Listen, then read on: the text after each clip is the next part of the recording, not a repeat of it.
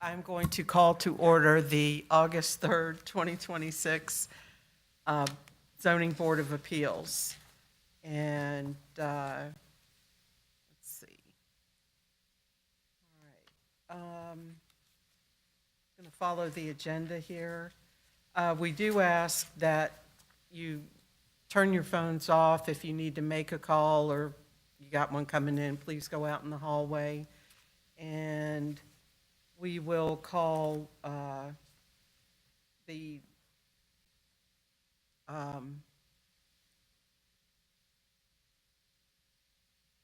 city will tell us what is on the agenda and what the circumstances are.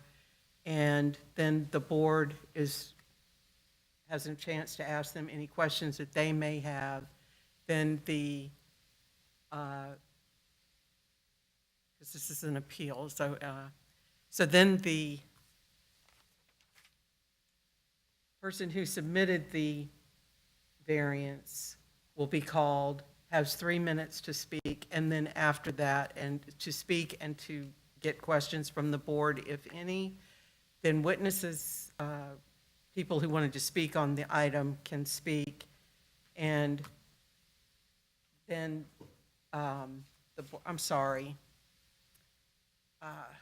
then the board will make a decision after discussion.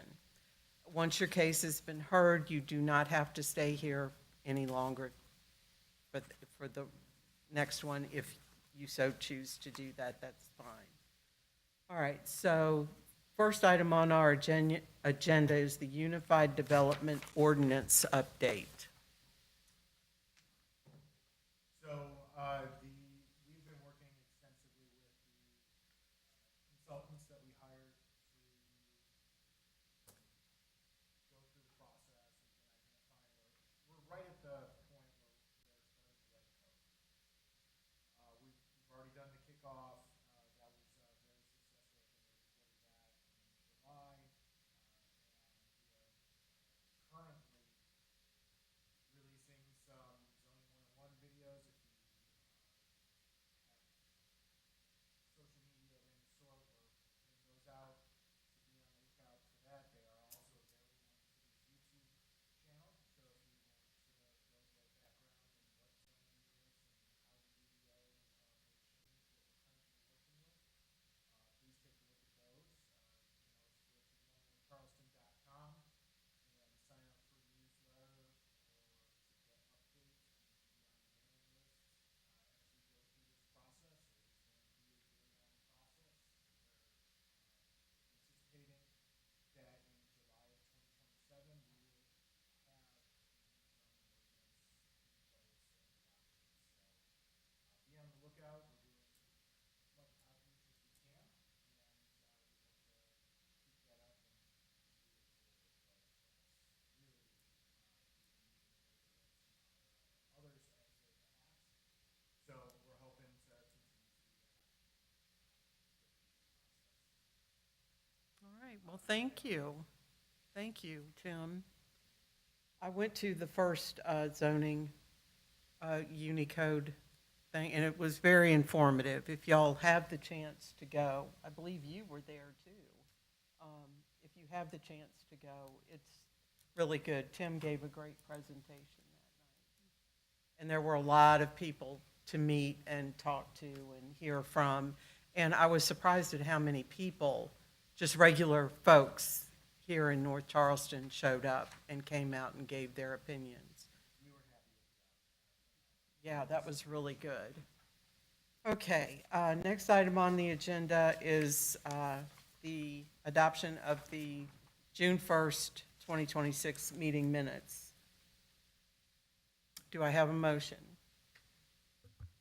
Motion to approve? Do I have a second? All those in favor? Aye. Aye. Okay. All right, and I'm going to turn this over to Jack for our first request for variances. So we have a request for signage variance in the University Boulevard overlay district. at 9228 Medical Plaza Drive. As you can see from the aerial here, it's just a little bit south of University Boulevard. The representative, Kathy Brazel of the Fitz Company, on behalf of the property owner, Trident Medical Center LLC, is seeking variances from Article 5, Section 514B1 G2, relating to the maximum wall signage allowable within the University Boulevard Overlay District for the property addressed as 9228 Medical Plaza Drive in the B1 Limited Business Zoning District, University Boulevard Overlay District, Council District 7. The representative recently applied for sign permits for 4 new signs: HCA Healthcare Head and Neck Specialists with logo, and the Sarah Cannon Cancer Network signs on the front corner facades of the medical office buildings at this address. Signs EXT002A and EXT009A were approved and permitted separately after the removal of the signs EXT002C and EXT009C. Per Section 85E4, for sign structures and wall signs containing multiple modules, the sign face shall be calculated by reference to the area of the rectangle, which, if drawn, would fully encompass all sign modules.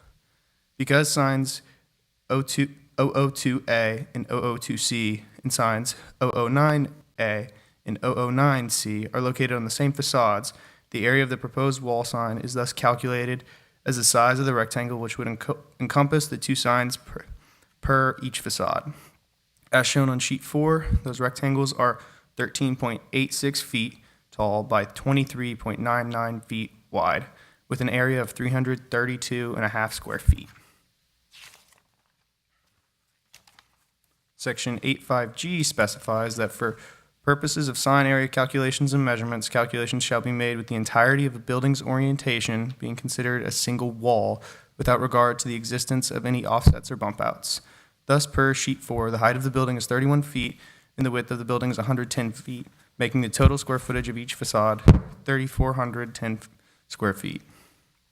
Section 514B1G2 specifies that for commercial wall and window signs, 1 square foot of wall and window signage combined will be permitted per each linear foot of building frontage up to and not exceeding 15% of the area of the building facade on which the sign is to be displayed.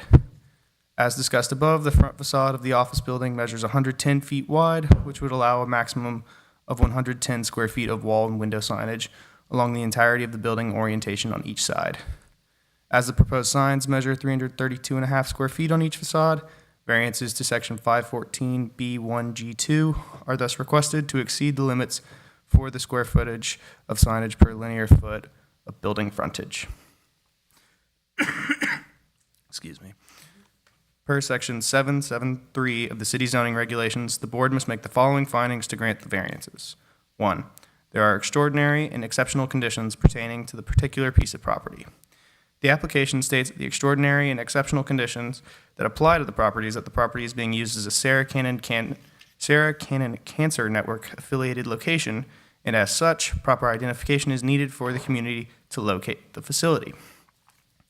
Staff does not agree that being affiliated with the Sarah Cannon Cancer Network is an extraordinary and exceptional condition pertaining to this particular piece of property. Staff also notes that alterations to proposed signage sizes and locations could allow for both the HCA and Sarah Cannon signage to be installed without the need for a variance. Number 2, these conditions do not generally apply to other property in the vicinity. The application states the facility must be immediately and unmistakably identifiable from the surrounding roadway. Staff notes that the facility is part of a larger medical complex and that other buildings on site are also medical offices. Accordingly, staff finds that this is a condition that applies to other properties within the vicinity. Number 3, because of these conditions, the application of the ordinance to the particular piece or property would effectively prohibit or unreasonably restrict the utilization of the property. The application states that the ordinance restricts the facility from safely and reasonably utilizing the property for its intended purpose, providing the community with access to the Sarah Cannon Cancer Network. Staff disagrees that the property is effectively prohibited or unreasonably restricted from being utilized, as it has been used as a medical facility and may continue to operate as such. Staff also notes that the property may be advertised as being part of the Sarah Cannon Cancer Network with signage that meets the zoning ordinance.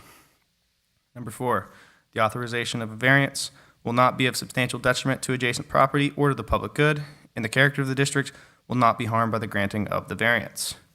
The application asserts that the granting of the variances, and thus the installation of the proposed signage, will not be detrimental to adjacent properties or to the public good. The application also states that the proposed signage would be beneficial to the public good based on the reasoning mentioned prior. Staff does not believe that the proposed signage, if approved, would be of substantial detriment to the adjacent properties or to the surrounding area given the isolated character of the hospital campus. As noted, staff disagrees that the usage of the site should be considered an extraordinary and exceptional condition pertaining to this particular piece of property. Staff also notes that the other properties in the vicinity are used for medical offices, and the condition stated in the application is applicable to other properties in the area as well. Staff finds that the property is operated as a medical office for a number of years and may continue, so the use of the property is not being prohibited or unreasonably restricted. Staff believes that the authorization of a variance would not be of substantial detriment to adjacent properties or to the public good. Staff notes that the signage may be approved and permitted without the need for a variance if the proposed signage were to be designed in a manner to be equal or less than the 110 allotted square feet on each facade. Accordingly, staff recommends denials of the requested variances from Section 514B1G2 to allow the proposed signage to exceed the limits for the square footage of signage per linear foot of building frontage and 15% of the building facade area. Additionally, a copy of the staff report was emailed to the applicant on Thursday, July 30th.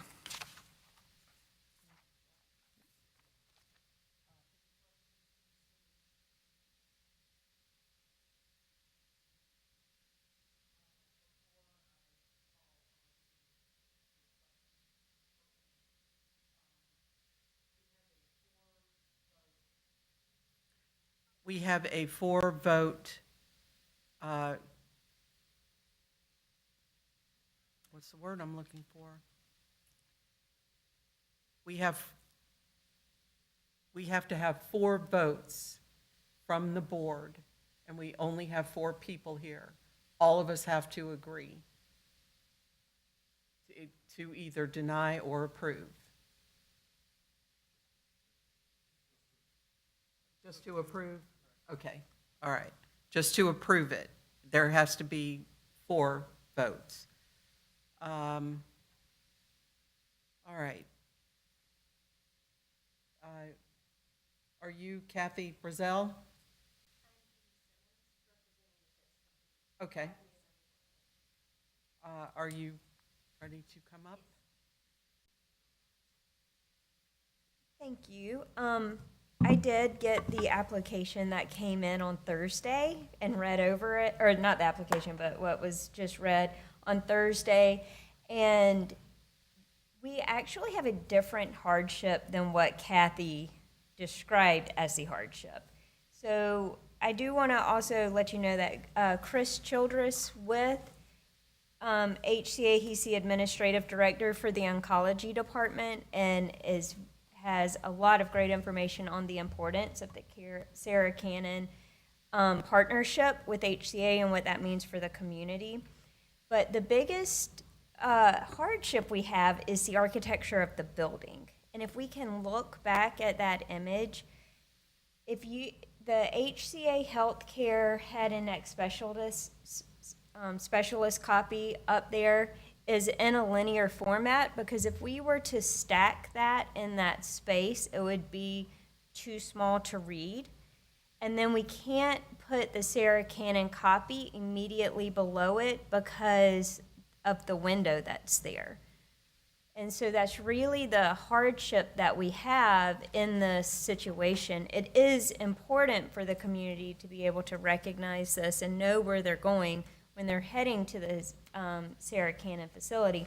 But the hardship for the signage that we have is just the architecture of the building. In order to put both signs in the same space, it makes them too small to read. And I apologize that Kathy did not do a better job accurately communicating and describing this hardship that we were facing. When I noticed it on Thursday and I asked her to reach out to make the changes, that's when she told me she couldn't make any changes at that point. And so, yeah. Unfortunately, we can't consider the other hardship that wasn't what was part of the application. So we have to review the application on the merits of what was Right. part of that application.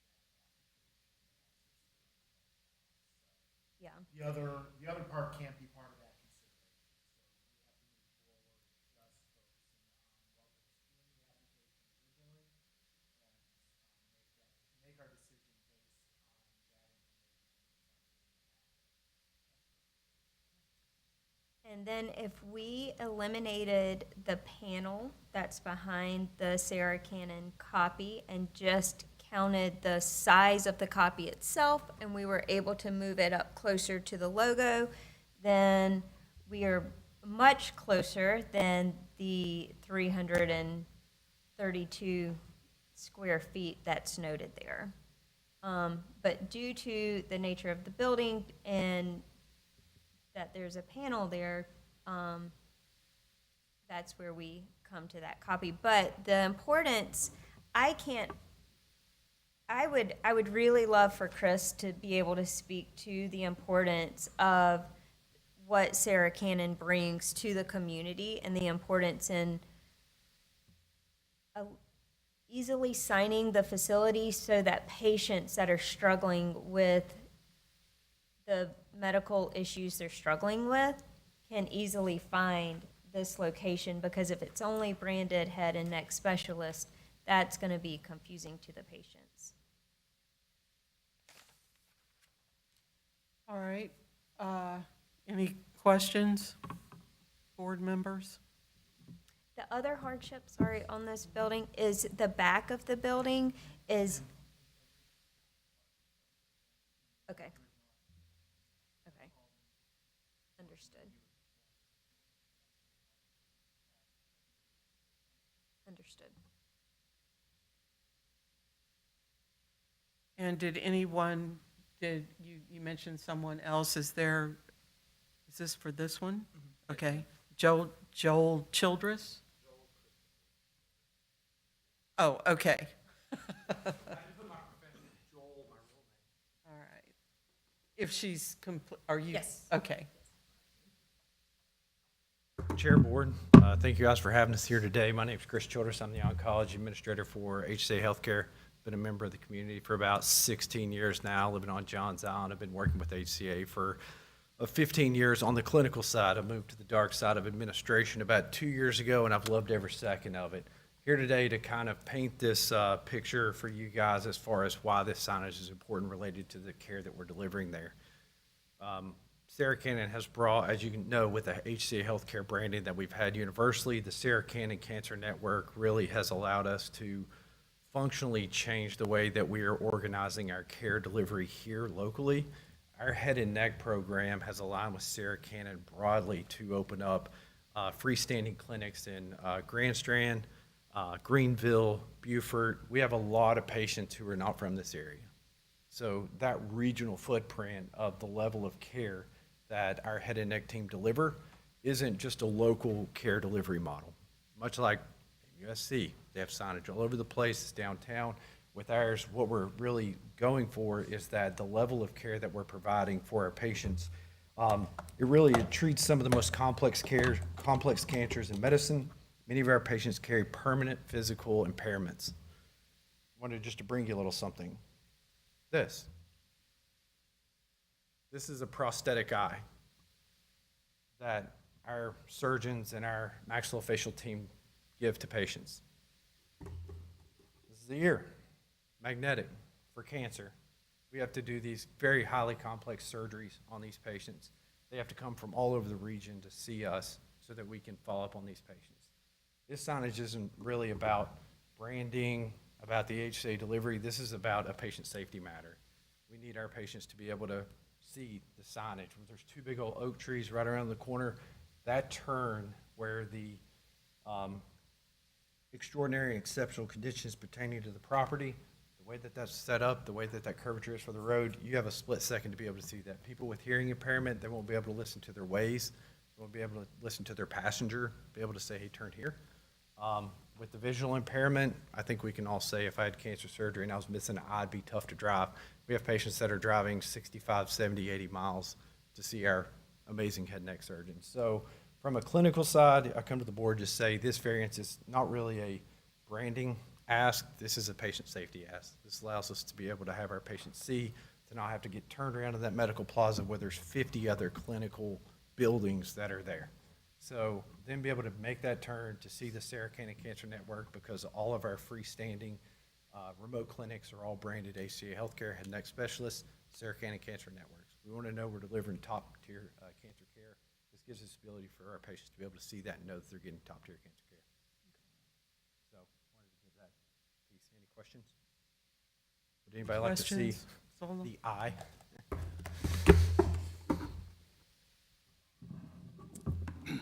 So these are not two different uses. This is not two offices in the same building. This is the head and neck specialists is the Sarah Cannon Cancer Network. Yeah, Sarah Cannon Cancer Network is the HCA cancer arm. So think of like GE. They have all these subsidiary umbrella companies. So Sarah Cannon is our clinical specialist in oncology care for HCA. So their clinical guidelines, their surgical procedures, their survivorship clinics, all those different aspects of it tie into the clinic. So that full scope of care and delivery is all facilitated by HCA Healthcare under the Sarah Cannon umbrella for surgical and cancer care excellence. Thank you. You're welcome. Thank you guys for your time. Appreciate it very much. Discussion? I have one more question for the Oh, applicant. okay. Did you work with staff before making your application for this variance? Did you discuss this with? It was my understanding that our permitting team did work with staff. And due to the situation where this building was going to be occupied before this variance was taking place, that was the reason that the HCA Healthcare head and neck specialist copy went through just for permitting, and the Sarah Cannon copy went through as a variance. Those signs are going up. They were supposed to go up today. They're going to be going up tomorrow. So if we had waited for the variance, it's typically 4 to 6 weeks for production, and then they would be operating in that, well, not operating, they would be doing business out of that building with no signage on there. So that was the reason HCA Healthcare head and neck specialist was put through permitting and then advised to get the variance for Sarah Cannon.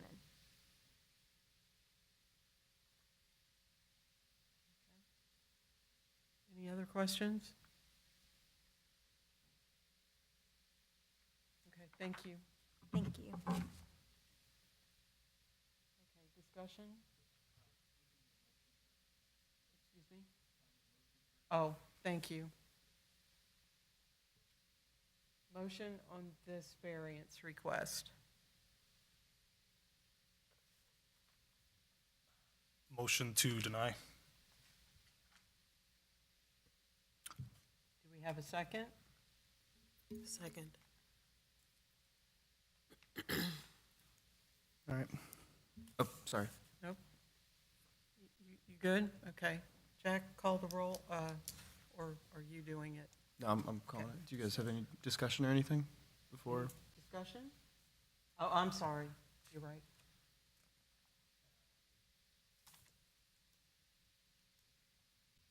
Not really discussion, more of a statement. The application seems to be incomplete, and there's not much more to say about that. Would you agree with that, Zola? I guess I'm going to go ahead and ask the question. Can they reapply?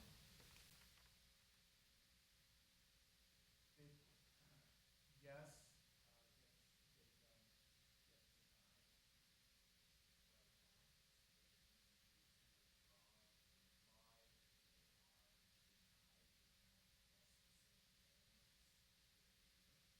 Oh, for a year.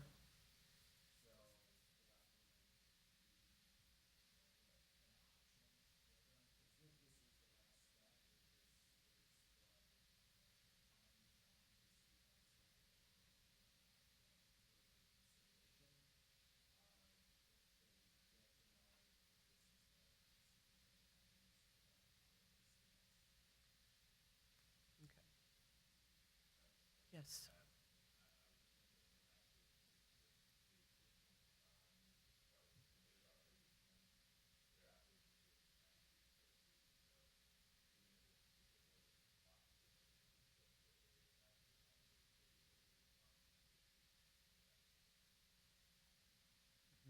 Okay. Do we all understand that?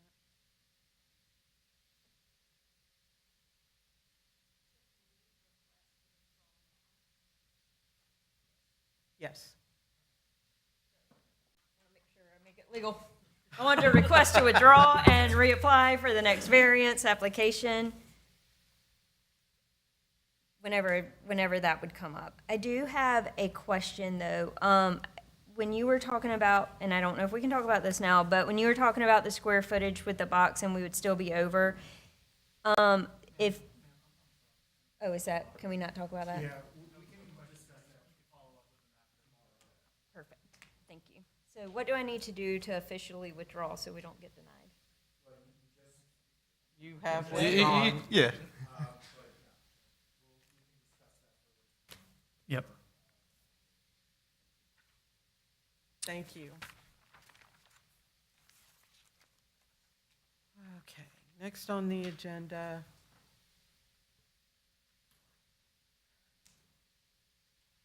The Rivers Avenue appeal. Okay. And Jack, whenever you're ready.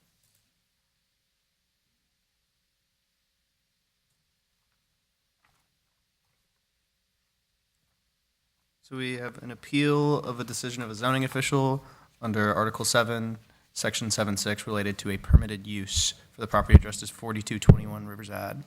The appellant, Steele Schmeld, is appealing a decision of a zoning official under Article 7, Section 7.6 related to a determination regarding a permitted use at 4221 Rivers Avenue in the B2 General Business Zoning District, Rivers Avenue South Overlay District, and Council District 8. On May 22nd, 2026, the appellant sent an email to Planning and Zoning Deputy Director Andrew Brock describing the use as a low-intensity, premium retail and service hybrid. The appellant's proposed business, Optic Clear, specializes in the sale of auto parts such as windshield wipers, road kits, window shades, car cleaning supplies, car key reprogramming, and related supplies, as well as specialized services for glass repair and installation and camera calibration. After the appellant had exchanged emails with Mr. Bach and the zoning administrator, Tim McCall, it was determined by Mr. McCall on May 26, 2026, that the proposed use for the site was considered a prohibited use within the Rivers Avenue South Overlay District. Section 518C1D prohibits highway-oriented uses, including gas stations and related convenience stores, auto repair and parts stores and establishments, tire retreading establishments, paint and body shops, car and truck rentals, establishments selling used and new cars, motorcycles, boats, trailers, recreational vehicles, manufactured homes, and farm and industrial equipment and car washes within the overlay district. The appellant now appeals the decision characterizing the proposed use as a highway-oriented use. The appellant believes that the use of a windshield repair business should not be subject to Section 518C1D and instead should be considered an establishment selling primarily one-stop shopping items per Section 54A5, or as an establishment of a business character providing maintenance, installation, or repair of specialized equipment to individuals or other businesses per Section 54A6.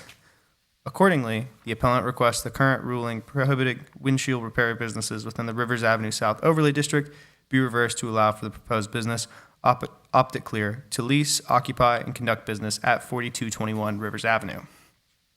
Per Section 773A1, the Zoning Board of Appeals has the power to hear and decide appeals where it is alleged that there is error in an order, requirement, decision, or determination made by an administrative official in the enforcement of the zoning ordinance. Per Section 7.6, any decision or determination by the zoning administrator or other administrative official may be appealed to the ZBA. The appellant has filed the attached appeal of the finding, arguing that the proposed use should be considered an establishment selling primarily one-stop shopping items per Section 54A5, or as an establishment of a business character providing maintenance, installation, or repair of specialized equipment to individuals or other businesses per Section 54A6. Both sides will present their respective positions at the Zoning Board of Appeals meeting of August 3rd, 2026. At that time, the board may reverse or affirm the staff determination wholly or in part, or may modify the order, requirements, decision, or determination. To that end, it shall have all the powers of the officer from whom the appeal is taken per Section 773E. Additionally, a copy of the staff report was emailed to the appellant on Thursday, July 30th.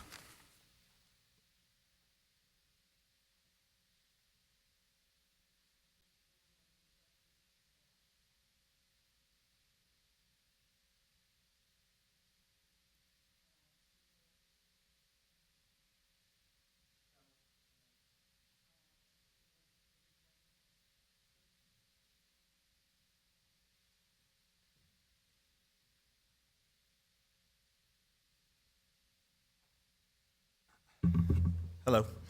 I've got a brief statement, but my name's Steele Shumwald, and I'm the owner of the Opticlair franchise that's appealed the ruling from about a couple months ago. So first of all, thank you all for being here. Upon receipt of a rejection for my business Opticlair at 4221 Rivers, I looked into the language and purpose of the overlay. After review, to speak plainly, it seems that the spirit of the overlay is to improve the curb appeal, pedestrian friendliness, and support of transit-oriented development, local bus routes, et cetera, on that strip of rivers. I understand why that overlay exists, and I respect the judgment rendered by the zoning department. I've put forward an appeal, though, because I acknowledge that while most of the work we do is on cars, nothing about the business Opticlair inhibits any of the objectives set out in the overlay. And as my email said, we do specialize in window and camera repair, primarily for vehicles. We do work mobily and on-site at 4221, or would, and we'll retail certain auto-related items like windshield wipers and other items that relate to our services and our customer base. But to conduct business, we're changing nothing material about the current structure externally, which is currently in clean and well-manicured shape. We'll continue to ensure a clean and well-preserved exterior to our piece of the building. Additionally, the entrance, so where the garages are, while visible, is on the side road, Beaufort. Any work done on vehicles is done indoors. No cars are stored overnight. No waste is produced that isn't what would typically be disposed of in the trash and immediately disposed of outside of public view where the dumpsters reside. So in summation, as a new small business owner entering North Charleston, we're intending to bring jobs, necessary consumer services to a convenient and accessible location while keeping net neutral or better in appearance of the existing structure and without causing any disruption to improving local transit or pedestrian areas. So for these reasons, I hope my business will not be viewed as an example of why the overlay exists, but rather the type of progress and commercial use the overlay is meant to yield. Thank you. Thank you. Any questions?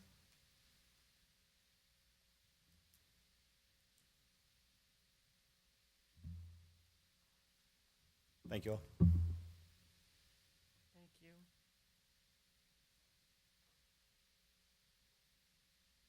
Do you have any witnesses to call? All right.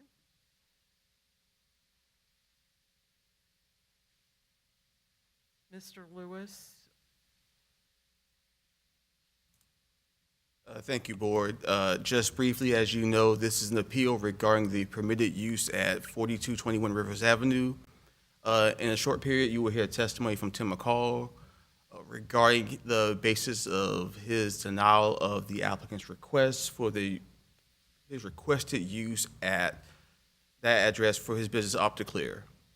We think you will hear this testimony, and it'll be pretty clear and convincing to you to uphold Mr. McCall's decision. And so when you're ready, we'll call Mr. McCall for testimony. Are we ready? We are ready, sir. City calls Tim McCall.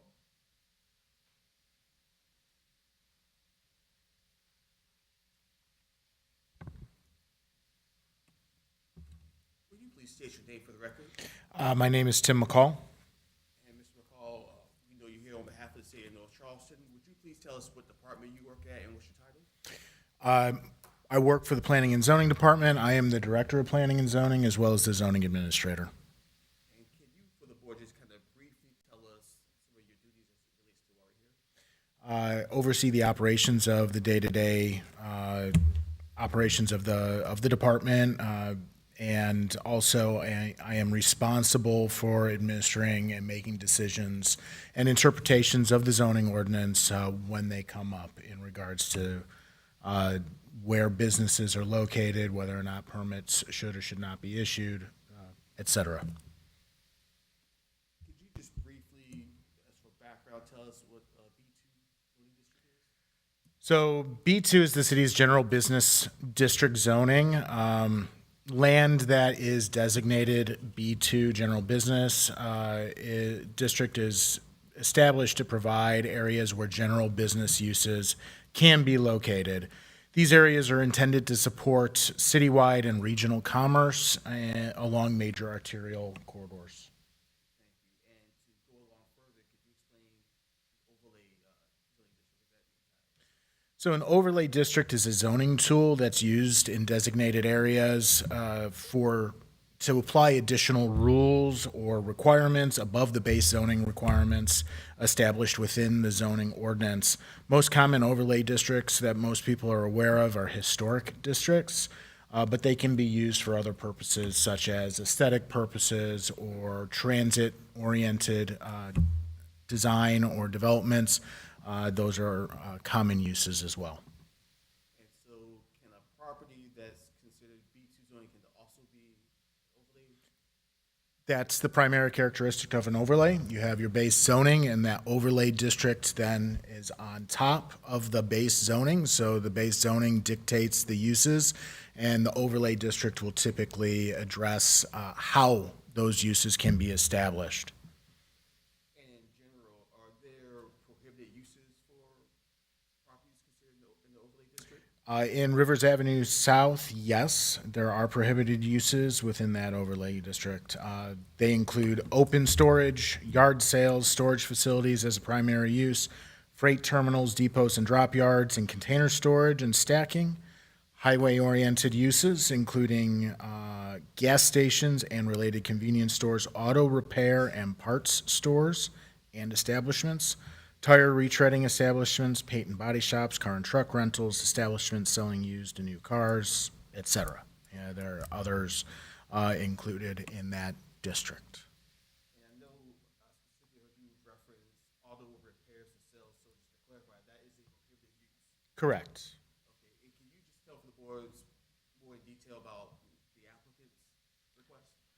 Yes, so they came in with a request for this OptiClear business at 4221 Rivers, as we stated, is located within the Rivers Avenue Overlay District.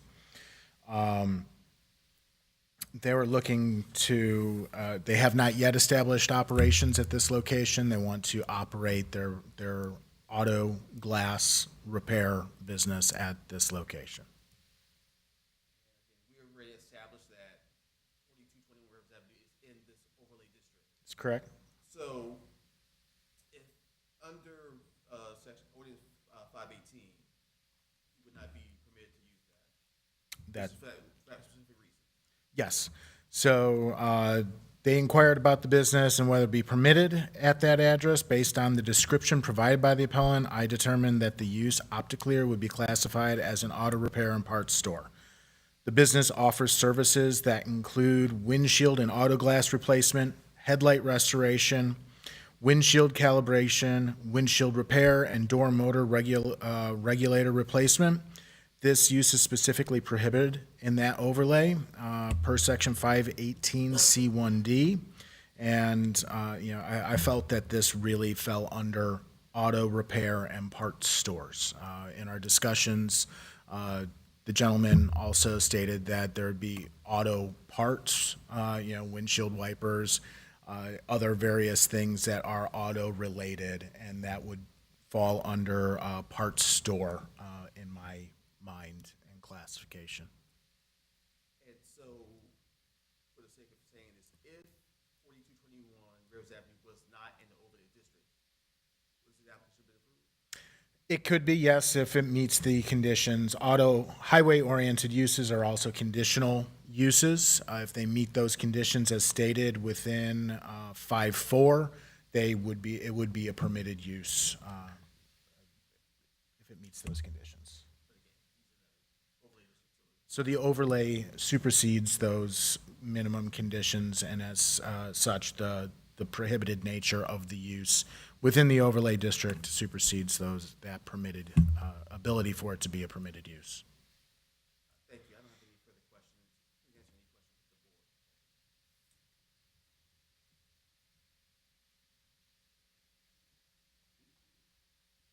Any questions? Call on Mr. Lewis for summation. Does Mr. Sch-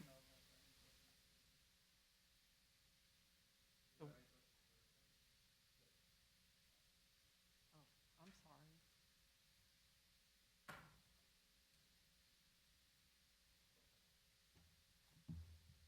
Thank you. In closing, I believe Mr. Schmel goes first.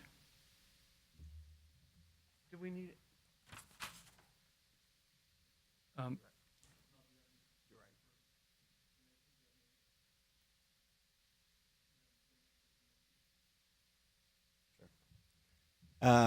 So I think as I acknowledge, there's like an auto-focus component to the business, but in general, the spirit of the overlay is meant to improve that district for certain purposes, and I don't believe that the type of store we're opening inhibits any of what that overlay is meant to achieve. So that's, I guess, the closing for me. thank you.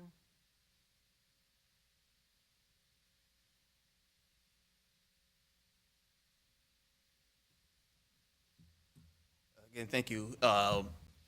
In closing, you've heard the testimony. We feel it is very clear and convincing. We're not here to discuss any type of interpretations. It's nothing about the spirit of the ordinance. It's a clear black and white ordinance of what you can and what you cannot do. We've heard testimony that this address is in the overlay district, and you are prohibited from using the property to sell auto parts and services. In his own email that y'all have had in y'all packet, he's indicated the applicant what part of the purpose of his business was to do, and it is to sell car parts and services. There's nothing to interpret. We feel that it's pretty clear that, again, the property is in the overlay district, and as such, Mr. McCall was within his rights to fairly interpret, to deny his request, and we hope that y'all would see fit and to uphold his decision and interpretation. Thank you.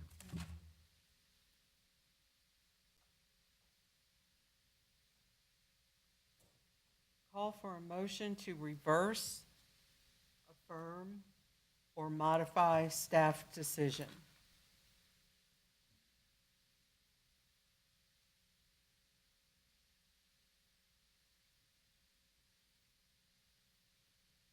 Motion to affirm staff decision.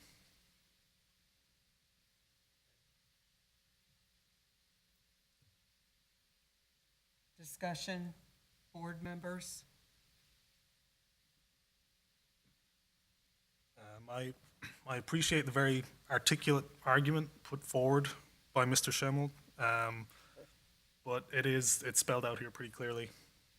So I think that's all there is to it. All right.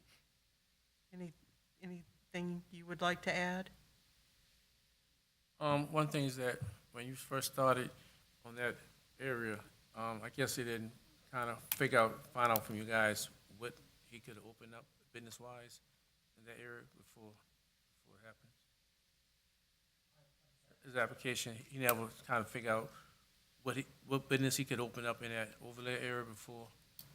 Any of the other permitted uses within B2 that aren't permitted by the overlay district. So unfortunately, the business that he runs as the franchisee for Opticlear, he's not going to be able to utilize this building, but there will be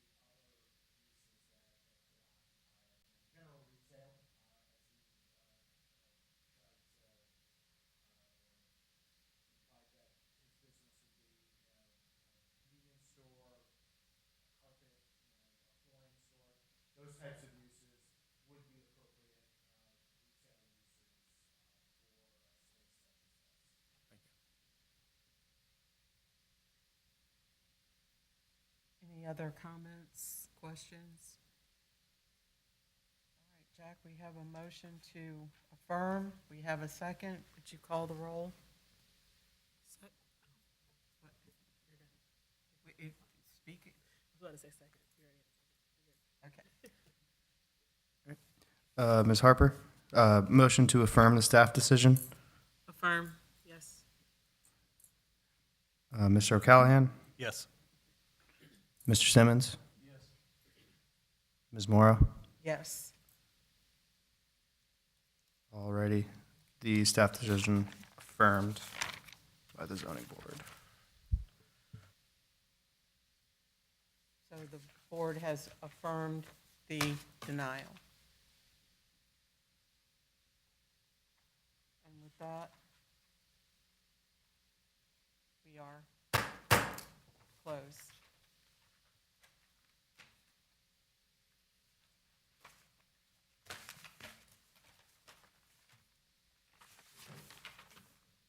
We are adjourned.